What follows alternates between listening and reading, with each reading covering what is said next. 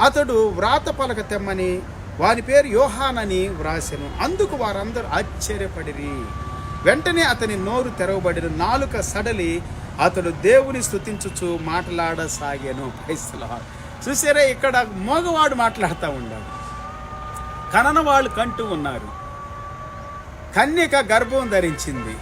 అద్భుతాలండి, నిజంగా చాలా అద్భుతాలు. దేవుని వలన, దేవుని ద్వారా, పరిశుద్ధాత్మ శక్తి ద్వారా దేవుని దూతలు పరలోకంలో నుండి భూమి మీదకి వచ్చారు, అనేకమైన విషయాలు మాట్లాడటం. అలాగే ప్రజలు ఎంతోమంది దేవుని బిడ్డలు ఆశ్చర్యపోయే రీతిగా అక్కడ ప్రార్థనలు, స్తుతులు, స్తోత్రాలు, వందనాలు, దేవుని హెచ్చించటం, ఘనపరచటం, అద్భుతమైన విషయాల్ని మనం చూస్తూ ఉన్నాం పిల్లారా. దేవునికి స్తోత్రాలు.